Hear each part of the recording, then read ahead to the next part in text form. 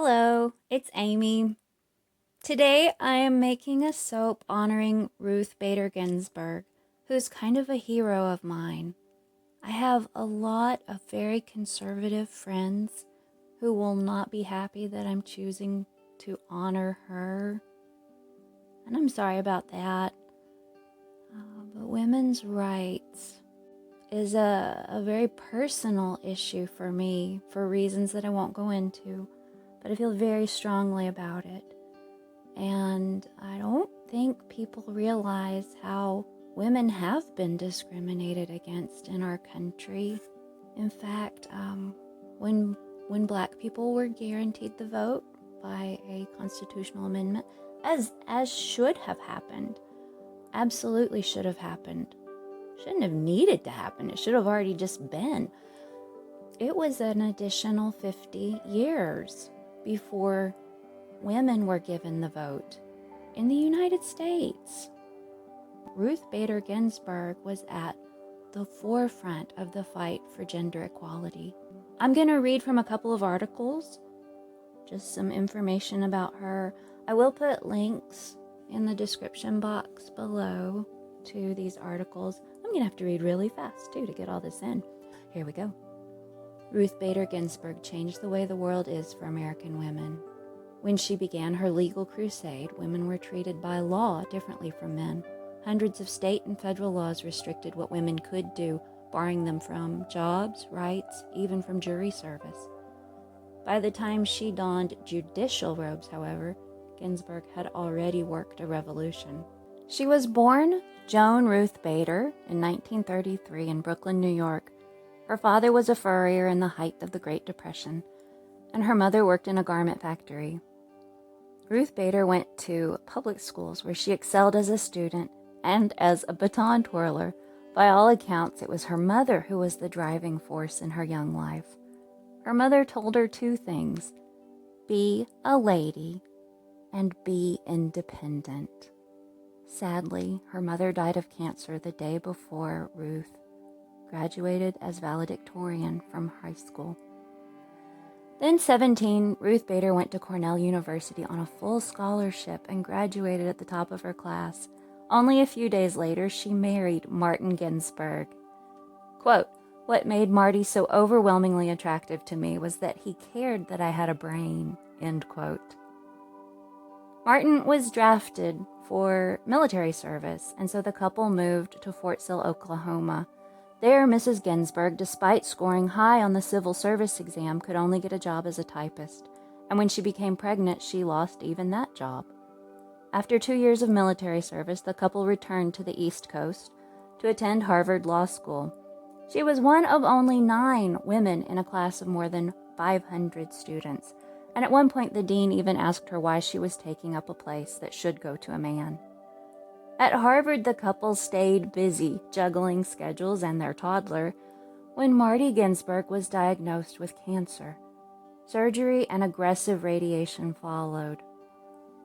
Marty is quoted as saying, "So that left Ruth with a 3-year-old child, a very sick husband, the law review, classes to attend, and feeding me," end quote. The experience also taught the future justice that sleep was a luxury. During the year of her husband's illness, he was only able to eat late at night. After that, he would dictate his senior class paper to her, and she would type it up. At about 2 a.m., he would go back to sleep. And Ruth Bader Ginsburg recalled in an interview, quote, "Then I'd take out the books and start reading what I needed to be prepared for classes the next day," end quote. Her husband recovered from cancer, graduated from Harvard, and moved to New York City to accept a position at a law firm there. Ruth Bader Ginsburg had 1 more year of law school left, so she transferred to Columbia Law School and served on their law review as well. She graduated first in her class at Columbia Law in 1959. Despite her academic achievements, the doors to law firms were closed to women, and though recommended for a Supreme Court clerkship, she wasn't even interviewed. Until a mentor, former law professor, finally got her a clerkship in New York by promising the judge that if she couldn't do the work, he would provide someone who could. He also refused to recommend anyone else and told the judge that if he didn't take Ginsburg, he would never send him a clerk again. The Ginsburg clerkship apparently was a success, as the judge kept her not for the usual 1 year, but for 2. After this, she was offered some jobs at law firms, but always at a much lower salary than her male counterparts. In 1963, Ginsburg finally landed a job teaching at Rutgers Law School, where she at one point hid her second pregnancy by wearing her mother-in-law's clothes. The ruse worked. Her contract was renewed before her baby was born. While at Rutgers, she began her work fighting gender discrimination.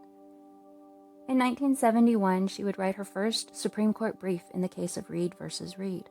Ruth Bader Ginsburg represented Sally Reed, who thought she should be the executor of her son's estate instead of her ex-husband. The constitutional issue was whether a state could automatically prefer men over women as executors of estates. The answer from the all-male Supreme Court was no. It was the first time the court had struck down a state law because it discriminated based on gender, and that was just the beginning. Knowing that she had to persuade male, establishment-oriented judges, she often picked male plaintiffs, and she liked Social Security cases because they illustrated how discrimination against women can harm men. For example, in Weinberger versus Weisenfeld, she represented a man whose wife, the principal breadwinner, died in childbirth. The husband sought survivors' benefits to care for his child, but under the then existing Social Security law, only widows, not widowers, were entitled to such benefits. Quote, "This absolute exclusion based on gender per se operates to the disadvantage of female workers, their surviving spouses, and their children." End quote. The Supreme Court would ultimately agree, as it did in 5 of the 6 cases she argued. Over the years, Ginsburg would file dozens of briefs seeking to persuade the courts that the 14th Amendment guarantee of equal protection applies not just to racial and ethnic minorities, but to women as well. Quote, "The words of the 14th Amendment's Equal Protection Clause, nor shall any state deny to any person the equal protection of the laws." Well, that word, any person, covers women as well as men. End quote. In 1980, President Jimmy Carter named Ginsburg to the U.S. Court of Appeals. Ruth Bader Ginsburg began her career as a justice, where she left off as an advocate, fighting for women's rights. And in 1993, President Bill Clinton nominated her to the Supreme Court. She was not first on his list. For months, Clinton considered other potential nominees, and some women's rights advocates withheld their active support of Ginsburg because they were worried about her views on abortion. She had been publicly critical of the legal reasoning in Roe v. Wade. Once on the court, Ginsburg was an example of a woman who broke stereotypes. Though she looked tiny and frail, she rode horses well into her 70s and even went parasailing. In 1996, Ginsburg wrote the majority opinion in United States v. Virginia, holding that qualified women could not be denied admission to Virginia Military Institute. Her style in advocating from the bench was slow and steady and calculated. Instead of creating sweeping limitations on gender discrimination, she attacked specific areas of discrimination and violations of women's rights one at a time. She dissented in Ledbetter versus Goodyear Tire Company, where the plaintiff, a female worker being paid significantly less than males with her same qualifications, sued but was denied relief. The facts of this case mixed her passion of federal procedure and gender discrimination. Until the 2018 term, Ginsburg had not missed a day of oral arguments, not even when she was undergoing chemo for pancreatic cancer, after surgery for colon cancer, or the day after her husband passed away in 2010. Quote, "If you think about my life, I get out of law school, I have top grades. No law firm in the city of New York will hire me. I end up teaching.